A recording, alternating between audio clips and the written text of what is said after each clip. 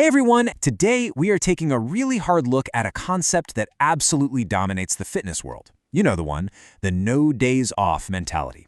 We see it everywhere, right? It's basically hustle culture applied directly to the weight room, where pushing yourself to absolute staggering exhaustion is worn like a badge of honor. But what if I told you that your relentless dedication might actually be working against you? Today, we're doing a deep dive into the biological reality of extreme training. We're going to travel along a spectrum of stress, moving all the way from common gym floor mistakes down to actual cellular destruction. So I want to hook you right off the bat by challenging your ego just a little bit here. Really ask yourself, is your extreme workout routine actually destroying your muscle? Are those endless hours you're grinding away in the gym secretly making you smaller, weaker, and way more prone to injury? It's kind of a terrifying thought for anyone who genuinely loves to train. But as we'll see from the data today, more effort does not always equal more results. Sometimes it just digs a much deeper recovery hole. Here is our spectrum of stress game plan for today. Chapter 1, the cardio and muscle myth. Chapter 2, beware of junk volume. Chapter 3, the biology of overtraining. Chapter 4, the rhabdo danger zone. And finally, Chapter 5, the power of recovery. Let's get right into it. Starting things off with Chapter 1, the cardio and muscle myth. Let's kick this off by addressing the oldest gym bro fear in the book, the idea that doing cardio instantly burns away your muscle mass. There is a very stark contrast between that old belief and what the science actually tells us. The old belief, of course, is that cardio inherently burns muscle tissue. But the science shows that cardio doesn't just automatically eat your gains. Actually, muscle loss is almost always a recovery problem. It happens when you combine massive calorie deficits, low protein intake, and extreme total training stress. When it's performed correctly and you're fueled adequately, cardio can actually improve your work capacity and support your muscle growth. It's the dosage and the timing that create the perfect storm for muscle loss. So let's look at the exact mistakes that are killing those gains. First up, doing cardio before you lift weights. Studies actually show that a 20-minute cardio session right before lifting can decrease your workout performance, specifically your rep count, by up to 18.6%. Your power and velocity just drops significantly. Second, performing high-impact cardio like running or jump rope. These activities cause a lot of eccentric muscle damage in your lower body, which literally steals recovery resources away from your leg days. And third, exceeding 3 30-minute sessions per week. Unless you have elite professional-level recovery, going beyond this threshold starts to interfere directly with muscle hypertrophy. So the absolutely crucial point here is this number, 6. Consider this your new gym floor reality rule. Research confirms that if you want to optimize your muscle growth and your recovery, you must separate your intense lifting and cardio sessions by at least 6 hours. Lift in the morning, do cardio at night. Or honestly, just do them on entirely separate days. This prevents the systemic fatigue of the cardio from interfering with the specific molecular signals that are telling your muscles to grow. Moving right along to Chapter 2, beware of junk volume.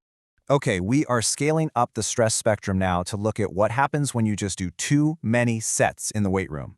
I want to define this verbatim so we are on exactly the same page. Junk volume is defined as training that consumes time and energy, adding fatigue without adding any meaningful muscle or strength stimulus. This usually happens when your sets are way too easy, like leaving more than 4 reps in the tank, or when you simply do too many sets for one muscle in a single day.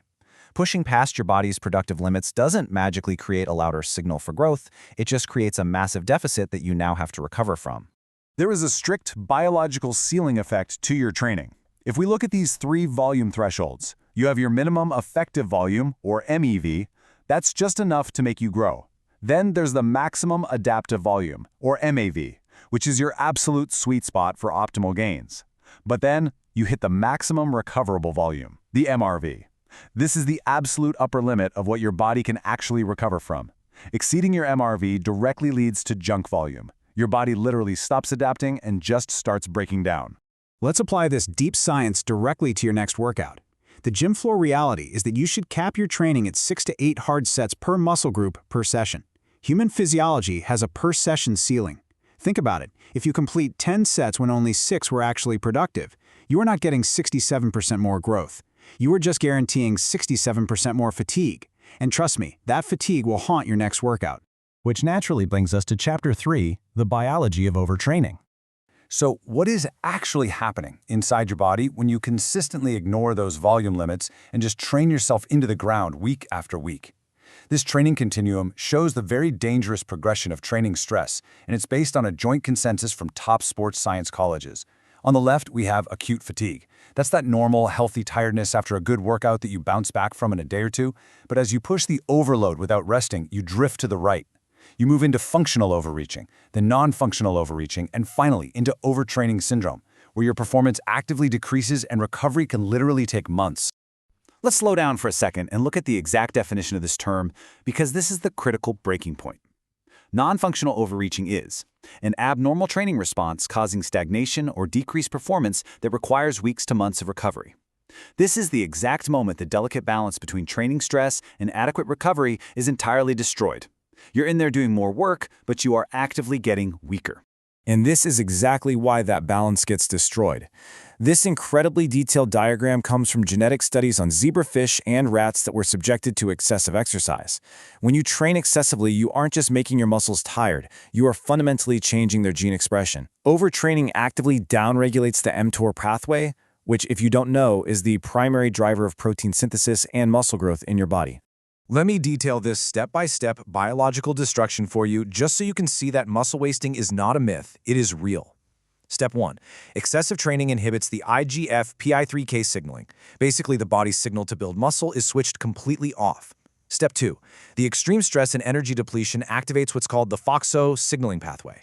This is essentially a cellular emergency response. Step 3. FOXO upregulates specific genes, like MAFBX, which is also known as a Trojan 1. This triggers the ubiquitin proteasome pathway. Think of this as your body's garbage disposal system. It actively begins to degrade and chew up your muscle structural proteins. At this point, protein degradation has completely overtaken synthesis. Now we're entering the scariest part of this explainer. Chapter 4, the rhabdo danger zone. This is the absolute peak of our stress spectrum, where overtraining escalates from a biological handicap into a literal medical emergency. I'm going to read the verbatim definition of rhabdomyolysis because it is vital to understand the sheer danger of unmitigated physical exertion. Rhabdomyolysis is a rare, life-threatening condition where overworked muscle fibers rapidly break down and leak toxic components directly into the bloodstream and kidneys. Guys, this isn't just severe soreness. Your muscles are literally dying, bursting open, and poisoning your own blood. You absolutely need to know the symptoms of this. If you ever experience extreme muscle swelling, extreme, debilitating weakness where you can barely even move the limb, and, crucially, this is the big one, dark, tea-colored or brown urine after a grueling workout, you are in the danger zone. That dark urine is a toxic muscle protein called myoglobin, and it is destroying your kidneys. If you see this, you cannot just go home and sleep it off. You need immediate medical intervention, usually massive amounts of IV fluids in an emergency room, to flush your system and prevent complete kidney failure. Okay, let's step back from the ledge a bit. Chapter 5, the power of recovery. We've looked at the terrifying consequences of taking the extreme no days off mentality way too far. So here are your direct, practical applications to ensure you never ever enter that danger zone. Set up these recovery guardrails. First, keep your daily protein high to give your body the building blocks it desperately needs. Second, respect that 6 to 8 set limit per muscle per session to avoid junk volume. Third, get consistent, high-quality sleep. And fourth, proactively add deload weeks into your training calendar. Remember, managing your total weekly fatigue matters so much more than maximizing every single minute you spend sweating in the gym. I want to end our explainer today with a provocative, resonant thought that completely flips the traditional fitness mentality on its head. You don't grow in the gym, you grow in bed. The gym is simply the stimulus, it's just the trigger. The actual magic, the repair, the adaptation, the real physical transformation, that only happens when you rest. So, are you going to keep destroying your muscles with junk volume, or are you finally going to give them the recovery they actually need to grow? Something to think about before your next workout. If you enjoyed this video, give it a thumbs up, subscribe to the channel, and hit the notification bell so you never miss another science-backed fitness video. Thanks for watching, and I'll see you in the next one.